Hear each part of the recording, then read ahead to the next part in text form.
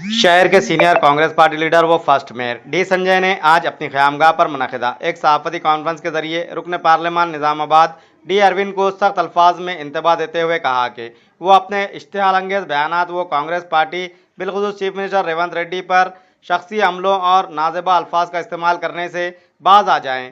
First mayor D Sanjay ने कहा कि डी अरविंद अपने सियासी शनाख्त का मुहासबा करें क्योंकि डी अरविंद का सियासी वजूद आनजानी डी श्रीनिवास जैसे कदावर सियासी व अवामी बिलखुसूस कांग्रेस पार्टी रहनुमा की मरून मिन्नत है। डी संजय ने कहा कि आनजानी डी श्रीनिवास के नाम के बगैर डी अरविंद का कोई सियासी वजूद और शनाख्त नहीं है। डी संजय ने कहा कि निज़ामाबाद रुकन पार्लियामान डी अरविंद अपने हल्के की तरक्की और अवामी खुशहाली के लिए कोई काबिल तकलीद इकदाम नहीं किए। डी अरविंद अपनी सियासी जमात के उसूलों पर अमल करते हुए नफरत की सियासत और इश्तियाल अंगेज़ी को फ़रोग़ देने की कोशिश की है, लेकिन तेलंगाना बिलखुसूस ज़िला व शहर निज़ामाबाद हमेशा अमन व भाईचारे का गहवारा माना जाता रहा।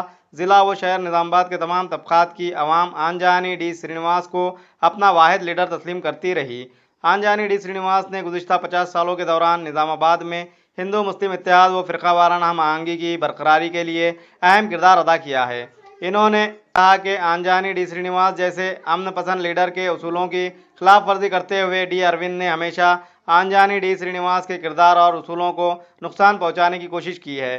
डी संजय ने कहा, अगर कांग्रेस पार्टी हाईकमान व तेलंगाना रियासती कांग्रेस हाईकमान इन्हें ज़िला व शहर निज़ामाबाद में कांग्रेस पार्टी के इस्तेकाम और कांग्रेस पार्टी में अहम किरदार अदा करने की खुली छूट फराहम करती है तो वो निज़ामाबाद से बीजेपी का मुकम्मल सफाया करने के साथ साथ डी अरविंद जैसे इश्तियाल अंगेज़ बयानात और कांग्रेस पार्टी व चीफ मिनिस्टर रेवंत रेड्डी पर नाज़ेबा तबसरे करने वाले कायदीन का मुंह तोड़ जवाब देने की भरपूर सलाहियत रखते हैं।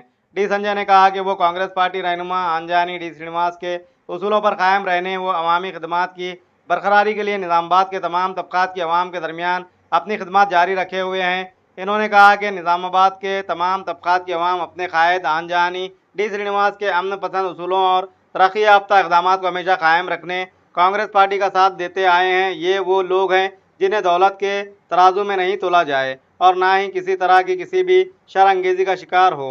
जिस तरह की सोच MP डी अरविंद रखते हैं, डी संजय ने कहा कि आने वाले इंतखाबात में निज़ामाबाद से बीजेपी और MP डी अरविंद जैसे शरपसंद सियासी कायदीन का सफाया यकीनी है।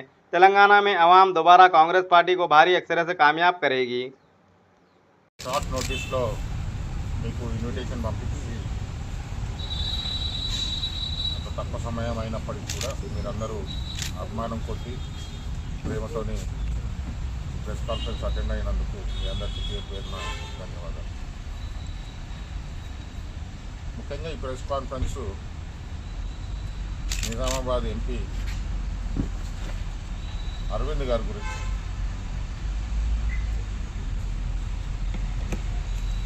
అరవింద్ గారు అసలు MP అయింది ఎలా అనేది ఫస్ట్ పెద్ద క్వశ్చన్ మార్కు। అరవింద్ గారు అది ఫస్ట్ తెలుసుకుంటే బాగుంటుంది। ఏ రోజు ఏ పార్టీ కండువా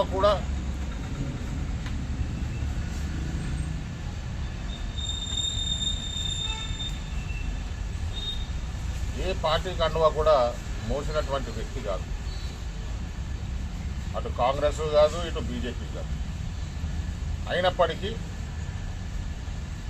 మీరు రాజకీయంలోకి యాక్సిడెంటల్గా all of a sudden interview ఇచ్చిన రోజు డి శ్రీనివాస్ గారు కానీ సంజయ్ కానీ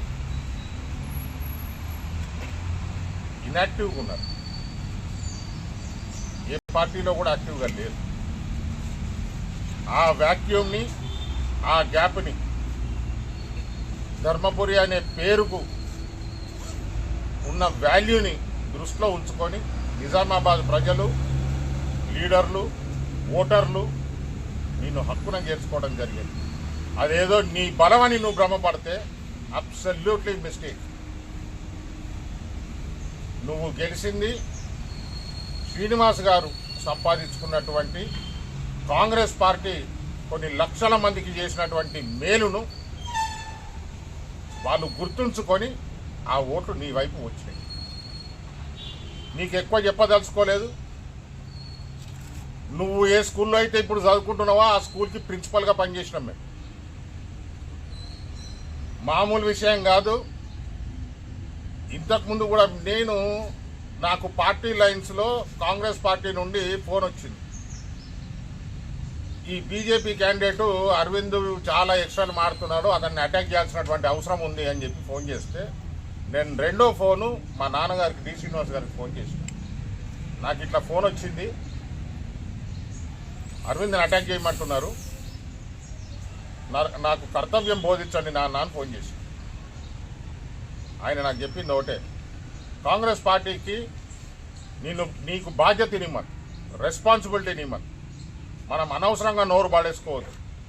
నీకు రెస్పాన్సిబిలిటీ ఇచ్చిన తర్వాత నువ్వు అప్పుడు మాట్లాడినా, ఏం యాక్షన్ చేసినా, ఏం పని చేసినా నీ బాధ్యత నువ్వు నిర్వర్తించినట్టుంటుంది, నీ రెస్పాన్సిబిలిటీ నువ్వు ఫుల్ఫిల్ చేసినట్టుంటుంది. అంతేగాని వాళ్ళు ఎవరో నోరు పడేసుకున్నారని మనం పడేసుకోవద్దు సంజు అని చెప్పి, దానికి మాటకు కట్టుబడే ఇన్ని సంవత్సరాలైనా నువ్వు ఎన్ని వెధవ మాటలు మాట్లాడినా, ఎన్ని పిచ్చి మాటలు మాట్లాడినా, ఎన్ని పిచ్చి కూతలు కూసినా అన్నీ భరించుకుంటూ కడుపులో పెట్టుకుంటూ వచ్చినాం. I'm just waiting for one single command from my high command. Delhi నుండి కానీ, మా ఇన్ఛార్జ్ మీనాక్షి గారు కానీ, పిసిసి ప్రెసిడెంట్ మహేష్ గారు కానీ, మా అభిమాన నాయకుడు రేవంత్ గారు ఒక్క ఫోన్ కాల్ చేసిన తెల్లారి నుండి సంజయ్ దీని సంగతి ఏందో చూడు అని ఒక్క మాట చెప్పిన తర్వాత, బిడ్డ నువ్వు నిజామాబాద్ ఆ మీటింగులు పెట్టు, పక్కకు పెట్టు, నువ్వు నడుచుడు కానీ తిరుగుడు కానీ బాగా కష్టమైపోతుంది. నీ ఎంబట తిరుగుతున్న వాళ్ళకు నువ్వు ప్రతి నెల జీతం ఇచ్చుకోవాలా, వాళ్ళకు ఫోన్లు కొనియాలి, వాళ్ళకు కార్లు కొనియాలా, వాళ్ళను మేపాలా, ఓ కథలు పడాలా. మాకు అట్లా అవసరం లేదు. మేము చేసిన పనులు గుర్తున్నాయి ప్రజలకు. మా కోసం రక్తాన్ని చిందించడానికి తయారున్నారు. మేము పైసలు ఇవ్వాల్సిన అవసరం లేదు. ఇయ్యాలటి వరకు ఏ మీటింగ్కి కానీ, ఏ ప్రోగ్రాం కానీ రూపాయి ఖర్చు పెట్టి రూపాయి ఎవడికో జేబులో పెట్టిన దాఖలాలు లేవు. నువ్వు ఎట్లా చేస్తారు, మీ పార్టీ వాళ్ళు ఎట్లా మీటింగులు చేస్తారు, ఏం కథ మాకు బాగా తెలుసు.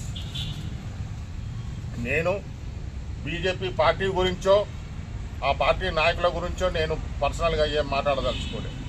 కానీ ఈ వ్యక్తి అరవింద్ అనే వ్యక్తి పర్సనల్గా వయస్సు లేదు, పదవి లేదు, ఒకరు లేరు, పెద్దలు లేరు, చిన్నలు లేరు, ఎవరిని పడితే వాళ్ళను ఇష్టానుసారంగా నోరు పడేసుకొని దానితోని నీకు పొలిటికల్ మెచ్యూరిటీ ఎంత ఉంది, వాట్ ఆర్ యువర్ అచీవ్మెంట్స్. నిజామాబాద్కి 2 సార్లు ఎంపీ అయినావు. మీరు చేసినటువంటి కార్యక్రమాలు ఏంటి సార్? ఒక నిరుపేదకు కష్టం వస్తే నువ్వు నిల్చొని పనిచేసింది ఎక్కడ ఉన్నది సార్? ఇప్పటికైనా ఈ బంద్ చేసుకో.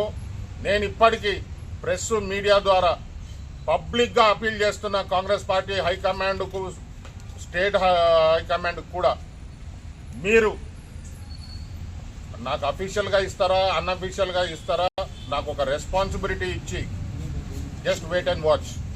నిజామాబాద్లో కాంగ్రెస్ పార్టీని ఎట్లా పనిచేస్తాము, ఎట్లా ఉరుకులు పెట్టిస్తాము, తర్వాత తద్వారా ఎవరికి ఎక్కడ ఎట్లా కౌంటర్ ఇస్తాము అది మీరే చూస్తారు. కర్షే కుక్కలు ఎక్కువ మొరుగేటి గర్వయి, అందుకని ఇక నేను ఎక్కువ చెప్పదలుచుకోలే. మీరు మాకు ఇవ్వాల్సినటువంటి రెస్పాన్సిబిలిటీ, బాధ్యతలు ఇచ్చి మాతో మాట్లాడి చూడండి. ఆ తర్వాత కాంగ్రెస్ పార్టీ తరఫున, కాంగ్రెస్ పార్టీ అండన సంజయ్, కాంగ్రెస్ పార్టీ కార్యకర్తలు, అభిమానులు ఏ రకంగా నిజామాబాద్లో పనిచేస్తారో ఈ ప్రెస్ మీడియా మిత్రులు, ప్రజలు, అన్ని పార్టీల శ్రేణులు కళ్ళారా చూస్తాయని చెప్పి, ఇప్పటికైనా ఎంపీ అరవింద్ గారు అతని భాషను, అతని నోరును అదుపులో పెట్టుకుంటాడని ఆశిస్తూ మీ అందరికీ మరొకసారి ధన్యవాదాలు తెలియజేసుకుంటూ